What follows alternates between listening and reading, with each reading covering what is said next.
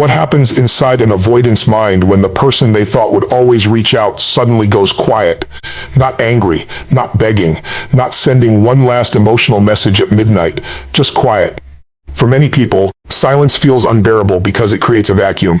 There is no answer to analyze, no reaction to decode, no message to reread. And when you have cared deeply about someone who pulls away every time things get emotionally real, going silent can feel like walking away from the only connection you still have. Part of you may hope they finally notice. Part of you may hope they feel your absence. Part of you may wonder if this is the moment they realize what they lost. But beneath all of those questions is a much deeper one. When you stop chasing an avoidant, do they finally have to face the feelings they have spent their whole life trying not to feel? The answer is more complex than most people expect, because an avoidant rarely experiences silence the way you do. When you pull back, they may not immediately panic. They may not immediately call.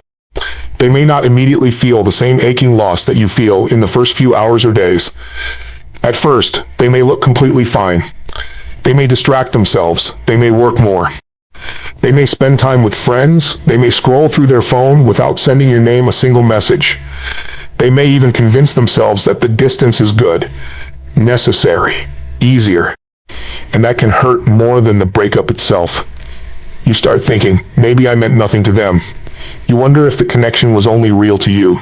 You question every late-night conversation, every moment of closeness, every time they looked at you like you were the only person in the room. But the absence of an immediate reaction is not always the absence of emotion. Sometimes it is the presence of a defense. Avoidant attachment does not mean someone has no feelings. It means they have learned to protect themselves from feelings that once felt too dangerous, too overwhelming, or too disappointing to carry. Their nervous system often treats emotional closeness differently. Where you may feel connection, they may feel pressure. Where you may feel love growing, they may feel a quiet alarm going off inside them. Not because you did something wrong, not because you were too much, but because intimacy can wake up fears they do not know how to name. The fear of needing someone, the fear of losing control, the fear of being disappointed, the fear of being trapped. The fear that if they let you get too close, you will eventually hurt them, leave them, judge them, or ask for more than they know how to give, so they pull back. They become distant right when the relationship needs warmth. They become logical right when you need emotional honesty. They become unavailable right when you need reassurance. And every time you chase them for connection, they may feel the emotional pressure rising inside them. That is why your silence can change the psychological dynamic. Not because silence is a trick, not because it is a game, not because you should disappear to make someone suffer, but because when you stop pursuing, you remove the pattern that allowed them to keep avoiding themselves. For a long time, you may have carried the emotional weight of the connection. You checked in, you repaired the arguments, you asked what was wrong. You gave them space, then reached out again. You told yourself they just needed patience. You told yourself that if you explained your feelings more clearly, loved them more gently, or gave them more time, they would finally feel safe enough to let you in. And maybe they did care. Maybe a part of them wanted that closeness. But wanting closeness and being able to tolerate closeness are not the same thing. That is the truth many people miss. An avoidant can miss you and still pull away. They can care about you and still leave you confused. They can feel connected to you and still act emotionally cold. They can want love while being terrified of what love asks them to face. When you go silent, the familiar cycle is interrupted. There is no longer a message waiting for them that proves you are still available. There is no emotional safety net beneath their withdrawal. There is no one trying to convince them that the relationship is worth saving. There is no steady stream of attention that allows them to retreat without ever truly risking loss. And at first, that may feel like relief. But relief is not always peace. Sometimes relief is just numbness wearing a calm face. Sometimes it is the nervous system saying, "Good, the pressure is gone," before the heart is caught up with what has actually happened. Because eventually, if the bond was meaningful, silence becomes more than quiet. It becomes the missing routine, the missing warmth, the missing person who knew the small details. the missing voice that used to reach them in ways they never fully admitted.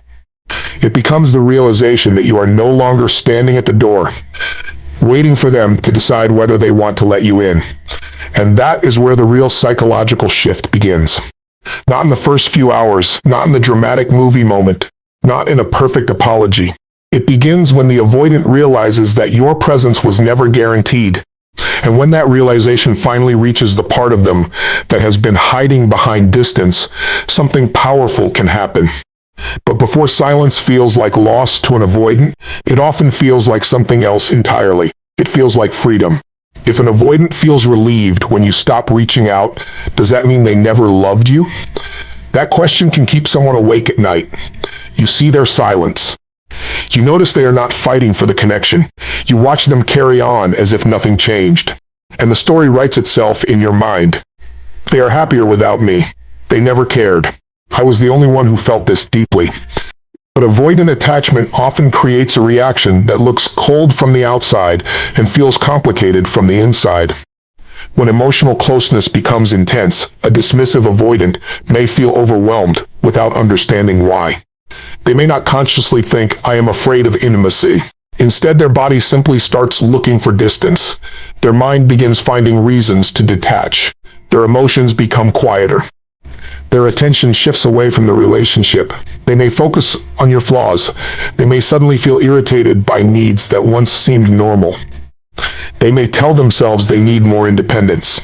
They may decide the relationship has become too serious, too emotional, too demanding, or too complicated.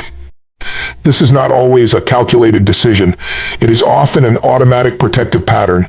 The avoidant nervous system may interpret emotional closeness as a threat to freedom. It may interpret your need for reassurance as pressure. It may interpret conflict as proof that love is unsafe. It may interpret vulnerability as weakness. And if they learned early in life that depending on people leads to disappointment, then closeness can feel dangerous, even when the person in front of them is loving, patient, and safe. So when you go silent, the emotional pressure suddenly drops. There are no difficult conversations waiting. No questions about where things are going. No need to explain why they pulled away. No reminder that someone wants more emotional availability than they know how to offer. For the dismissive avoidant, that space can initially feel like relief. They may breathe easier. They may feel more in control. They may tell themselves this is exactly what they needed. But there is a difference between enjoying space and being emotionally untouched.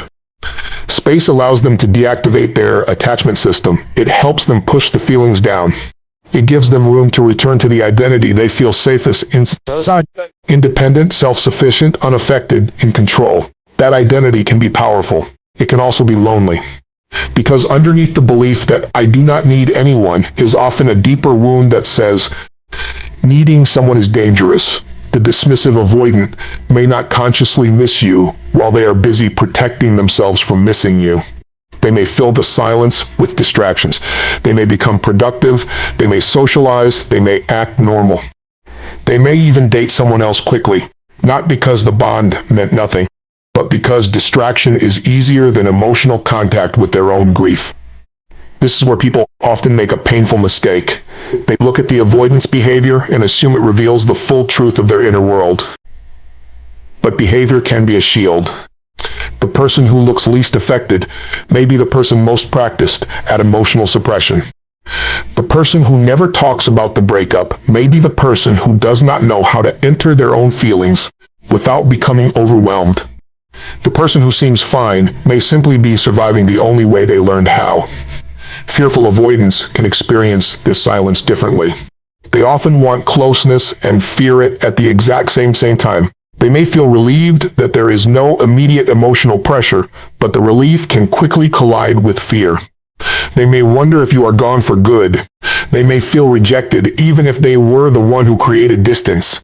They may want to reach out, then panic at the thought of being ignored. One part of them says, I need space. Another part says, why are they not coming after me? That inner contradiction can create some of the most confusing behavior you will ever experience. They may pull away and then become jealous. They may stop responding and then watch your social media. They may say they are done and then send a message that feels intimate, nostalgic, or strangely emotional. They are not always trying to manipulate you. Sometimes they are trapped inside a nervous system that does not know how to hold love without also fearing it. But your job is not to solve that conflict for them. Your job is not to keep proving that you are safe while they keep proving they are unavailable. Silence becomes important because it stops you from doing the emotional work that belongs to them. It prevents you from endlessly regulating their fears while abandoning your own needs. It makes room for truth, and truth can feel uncomfortable. Because when the messages stop, when the chasing ends, and when you are no longer offering easy access to your heart, the avoidant eventually has fewer places to hide from the reality of your absence. The relief may be real, but it may not last. When does an avoidant finally begin to miss you? Usually not when you expect it, not when you send the last message, not when you cry in the car after the breakup, not necessarily when you first stop checking in. For someone with avoidant attachment patterns, loss often arrives slowly. At first, they may feel detached. They may feel convinced that distance was the right choice. They may remember the conflict more than the connection. They may focus on every moment when they felt pressured, misunderstood, or emotionally exposed. That is how deactivation works. The mind protects itself by reducing the emotional value of the person who feels too close. It searches for reasons why the relationship was not right. It remembers the discomfort. It magnifies incompatibilities. It turns emotional pain into logic because logic feels safer than longing. But suppression has limits. Eventually, ordinary moments begin to carry the weight of your absence. It might happen when they see something that reminds them of you. A song, a restaurant, a phrase you used, a place you went together. It might happen on a difficult day when there is no longer a person who understands their world. It might happen late at night, after distractions disappear, and the silence becomes louder than the noise they used to avoid it. That is when the absence becomes personal. Not just the absence of messages, the absence of your emotional presence.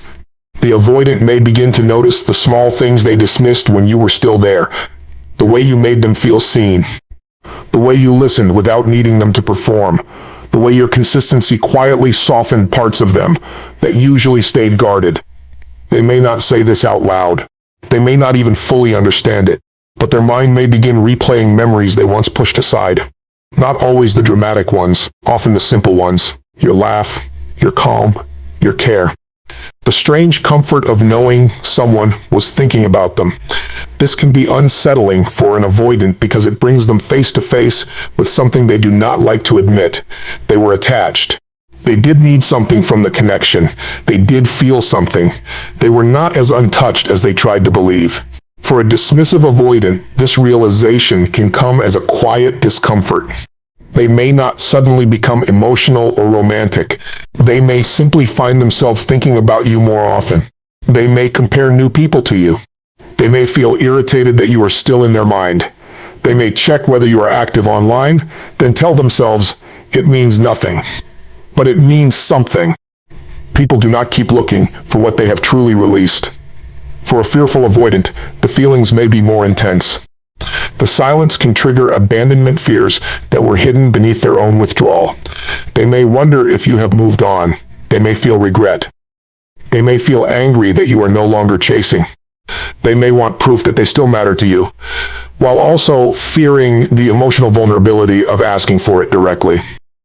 This is why an avoidant may send a confusing message after weeks of silence. Hey, how have you been? I saw something that reminded me of you. I hope you are doing okay. The message may sound casual, but casual is often the only emotional language they can safely use when the real feeling underneath is much more exposed. They are testing the water. They are trying to see whether the connection still exists without having to confess how much the silence affected them. But there is an important truth you need to understand. Missing you does not always mean they are ready to love you differently. They can miss the comfort you brought and still be afraid of emotional intimacy. They can regret losing you and still lack the skills to repair the relationship. They can want access to you and still resist the responsibility that comes with being close to you. That is why your silence must be more than a strategy to get a reaction. It has to become a space where you see the relationship clearly. Because while they are slowly noticing your absence, you may also be noticing something you ignored for too long. How much energy it took to stay connected to someone who kept retreating from you. The silence may show them what they lost, but it can also show you what you were losing inside yourself. And once the avoidant begins to feel that loss, something deeper starts happening. Their usual control over emotional distance begins to weaken. What scares an avoidant more than closeness? The possibility that closeness might be gone forever. This is the contradiction at the heart of avoidant attachment. They may fear being emotionally consumed by a relationship. They may pull away when someone gets too close. They may protect their independence as if it is the only thing keeping them safe. But when the person who always reached out becomes silent, they can suddenly face a different kind of fear. Not the fear of intimacy, the fear of permanent loss. For a long time, the avoidant may have believed they controlled the emotional distance. If things felt too intense, they could withdraw. If they needed space, they could become quiet. If they felt vulnerable, they could create confusion, delay conversations, or emotionally shut down. And often, the other person would come after them. They would explain, they would reassure, they would ask for answers, they would try to repair the emotional gap. They would prove again and again that the avoidance still mattered. That cycle can become emotionally addictive. The avoidant gets distance without fully losing connection. The anxious partner gets occasional closeness without real security. Both people remain attached to a pattern that hurts them because the pattern feels familiar. But silence interrupts that familiar structure. When you stop pursuing, the avoidant no longer has confirmation that you will remain available, no matter how far they pull away. The emotional balance changes. Suddenly, they are not the only one choosing distance. And this can activate attachment feelings they have spent years avoiding. They may feel rejected. They may feel replaced. They may feel forgotten. They may feel a strange, uncomfortable jealousy at the thought of you moving on. The painful part is that they may not know how to express any of it. Instead of saying, "I am scared that I lost you," they may become distant. Instead of saying, "I miss you," they may send something vague. Instead of saying, "I wish I had handled this differently," they may act casual or even cold. That is not because the emotions are absent. It is because emotional honesty can feel like exposure. And exposure can feel dangerous to someone who learned that their needs would not be met, their feelings would not be understood, or their vulnerability would be used against them. A dismissive avoidant may respond by trying even harder to convince themselves that they do not care. They may focus on work, they may return to routines, they may date casually. They may insist that the relationship was not that serious. But the more intensely they need to prove they are unaffected, the more likely something inside them is being activated. A fearful avoidant may move in the opposite direction. They may feel a surge of anxiety. They may want to reconnect immediately, then pull back at the last second. They may type a message and delete it. They may watch your activity online. They may feel hurt that you have stopped trying, even though your chasing once made them feel overwhelmed. This is the difficult reality of fearful avoidance. They can interpret love as pressure and silence as rejection. Their mind may say, "I need space," while their attachment system says, "Please do not leave me." That is why their behavior can feel like emotional whiplash. Warm one day, distant the next. Vulnerable for one conversation, shut down after it. Missing you deeply, yet resisting the closeness that would allow a real relationship to exist. Silence does not magically heal these patterns. It simply removes the constant noise that kept them hidden. It forces both people to feel the truth of the connection without the usual chase and withdraw routine. For the avoidant, that may mean realizing they had more feelings than they allowed themselves to admit. For you, it may mean realizing that love should never require you to disappear emotionally just to make someone notice your worth. And when the avoidant finally reaches the point where loss feels more uncomfortable than vulnerability, they may do something that confuses you all over again. They may come back. Why does an avoidant sometimes return only after you stop chasing them? It can feel cruel. You spend weeks trying to communicate. You explain how their distance hurts you.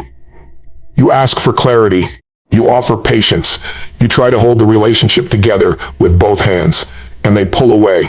Then, when you finally decide you cannot keep doing this to yourself, when you finally stop sending messages, when you finally begin to accept that the connection may be over, they reach out. A text appears, a reaction to your story, a message about something random, a memory from months ago, a simple "how are you?" And suddenly, every feeling you tried to bury comes rushing back. But avoidants often return for reasons that are more psychologically complicated than romance alone. When you were actively pursuing them, closeness may have felt threatening. Your presence was emotionally available. Your care was visible. Your needs were real. The relationship required them to respond, communicate, and face the possibility of deeper intimacy. That can activate their defenses. But when you go silent, the emotional pressure is gone. You are no longer standing in front of them, asking for answers. You are no longer trying to close the distance they created. You are no longer demanding emotional access. And without that pressure, the avoidant may finally feel safe enough to acknowledge what they feel. The irony is painful. They may only recognize their attachment to you when they no longer feel the immediate responsibility of being close to you. Your silence can also make the loss more real. When you kept reaching out, they may have unconsciously believed they had unlimited time. They could withdraw now and reconnect later. They could avoid difficult emotions because they assumed you would still be there. But when you stop, that assumption begins to crack. They may wonder whether you are moving on. They may imagine you giving your attention to someone else. They may feel the loss of control that comes from not knowing whether they still have access to you. This does not necessarily mean they are being selfish or calculating. It may mean their attachment system is finally waking up. But an activated attachment system is not the same as emotional maturity. That is the distinction that protects your heart. An avoidant can return because they miss you. They can return because they feel lonely. They can return because they are nostalgic. They can return because your absence made them realize how safe you felt. They can return because they want reassurance that you have not forgotten them. None of those reasons automatically mean they are ready to build a healthy relationship. Sometimes they return because they want connection without accountability. They want your warmth, but not the conversation about what happened. They want your attention, but not the responsibility of consistency. They want to feel wanted, but not feel vulnerable enough to truly choose you. That is why their return can feel so powerful and so destabilizing. They may sound soft. They may say they have been thinking about you. They may admit they made mistakes. They may act as though they finally understand your value. And for a moment, you may feel everything you hoped for. You may think, this is it. They finally get it. But the real question is not whether they came back. The real question is, what came back with them? Did they return with self-awareness? Did they return with emotional honesty? Did they return with a willingness to face discomfort instead of disappearing when things get serious? Or did they return with the same fear, the same avoidance, the same pattern, just wrapped in a more emotional message? This is where many people get pulled back into the cycle. They confuse emotional intensity with emotional change. They mistake a vulnerable moment for a transformed person. They believe that because the avoidant finally reached out, the relationship will finally be different. But a text is not repair. Missing you is not repair. Wanting you back is not repair. Real repair appears in repeated behavior.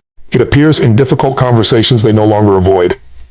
It appears in consistency when emotions rise. It appears in their ability to stay present when closeness makes them uncomfortable. The return may be meaningful. It may even be sincere. But sincerity alone cannot create security. And if you do not understand that, you may mistake their longing for the love you have been waiting for. Can someone miss you deeply and still be incapable of loving you well? Yes. And this may be one of the hardest truths to accept when you have been attached to an avoidant. Because their return can feel like proof that the relationship mattered. Their message can feel like validation after months of confusion. Their sudden warmth can make you believe the walls are finally coming down. But missing someone is an emotion. Being ready for someone is a capacity. Those are not the same thing. An avoidant may genuinely miss you. They may miss your presence, your understanding, your affection, your patience, and the emotional safety you gave them. They may miss the version of themselves they became around you when they briefly allowed closeness to feel good. But when the relationship starts becoming emotionally real again, the old fear can return. This is when you may see the mixed signals all over again. They come back warmly, then become distant after you respond. They say they want to talk, then avoid the conversation that matters. They act vulnerable, then disappear after feeling exposed. They tell you they miss you, but become uncomfortable when you ask what they want. This can leave you wondering whether you imagined the connection. You did not. The connection may have been real. Their feelings may have been real. Their fear may also be real. But real feelings do not erase unhealthy patterns. A dismissive avoidant may return because they miss the comfort of the bond, but once closeness returns, they can begin to feel crowded again. The very thing they longed for in your absence can become the thing that activates their fear when it is right in front of them. A fearful avoidant may return with intense emotion, then retreat because the intimacy they wanted now feels too risky. They can crave reassurance, receive it, and then fear becoming dependent on it. They can ask for closeness, get it, and suddenly question whether they are making a mistake. This is not an excuse for inconsistency. It is an explanation for it. And understanding the difference matters because people often use psychology to justify what their heart should no longer accept. They say they are avoidant, so I just need to be more patient. They say they are scared, so I should not ask for too much. They say they came back, so that must mean they are ready. But patience without boundaries becomes self-abandonment. Understanding without standards becomes permission for someone to keep hurting you. Love without emotional safety becomes a cycle of hope and pain. No contact is not powerful because it makes an avoidant miss you. It is powerful because it gives you enough distance to see what you have been tolerating. It lets your nervous system calm down. It helps you stop interpreting every small signal as a promise. It creates room for you to ask questions you may have avoided because you were afraid of the answers. Can they communicate when things are hard? Can they stay connected without needing you to chase them? Can they apologize without becoming defensive? Can they make space for your needs without treating them like pressure? Can they tolerate the emotional responsibility of being in a relationship? Those are the questions that matter. If an avoidant reaches out, you do not have to punish them. You do not have to ignore them to prove you are strong. You do not have to turn your silence into a weapon. But you do have to protect your peace. You can listen without immediately surrendering your boundaries. You can care without returning to confusion. You can feel love without accepting emotional inconsistency as the price of that love. The healthiest response is not about making them work harder for you. It is about refusing to work against yourself for someone else. Their return may offer an opportunity for a different relationship, but only if they are willing to create different behavior. Only if they can remain emotionally present when it would be easier to run. Only if they understand that closeness is not a trap, and love is not something they can enter and exit whenever fear takes over. And if they cannot do that, your silence may become something far more important than a way to get their attention. It may become the beginning of your freedom. What if going silent was never really about making them miss you? What if it was about finally hearing yourself again? For so long, your mind may have been filled with them. Why did they pull away? Why did they leave me on read? Why were they affectionate yesterday and distant today? Why do they say they care but act like I do not matter? Why do they come close just enough to keep me hoping, then retreat before I can feel safe? When you are emotionally attached to someone inconsistent, you can become addicted to trying to understand them. You replay conversations. You search for hidden meanings. You study their behavior. You tell yourself that if you can decode their attachment style, you can finally unlock the relationship. But healing begins when you stop making their inner world more important than your own. Their silence may have made you feel invisible. Their distance may have made you question your worth. Their mixed signals may have trained your nervous system to confuse uncertainty with love. But love is not supposed to feel like a constant investigation. You should not have to become a detective to understand where you stand.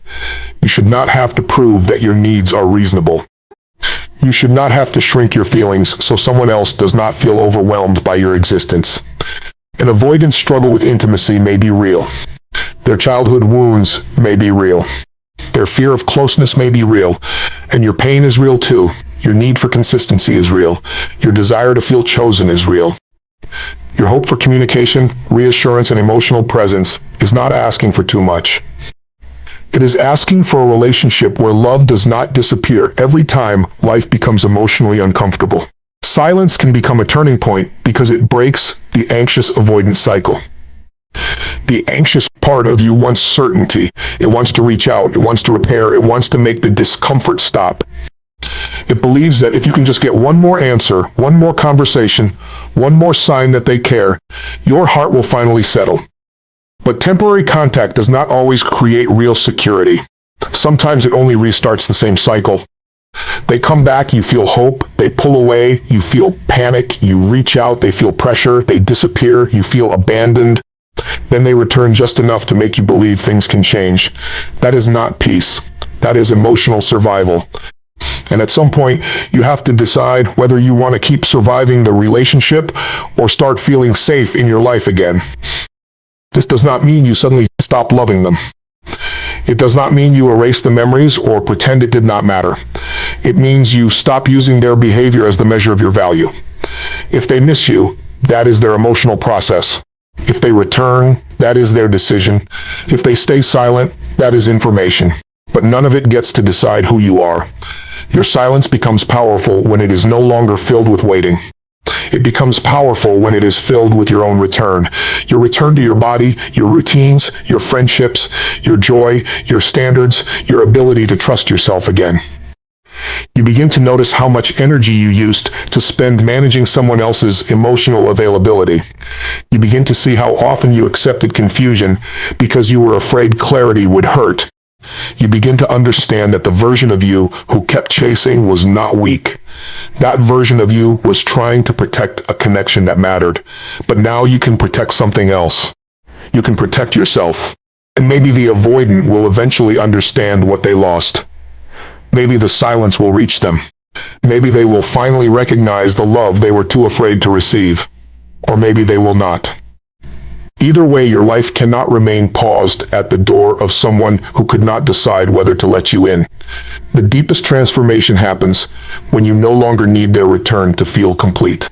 Because then, if they come back with true accountability, consistency, and emotional courage, you can decide from a place of strength. And if they come back with the same distance, the same confusion, and the same empty promises, you can recognize it without losing yourself inside it. Your silence was never meant to make you smaller. It was meant to remind you that you deserve a love that does not require you to disappear in order to be noticed.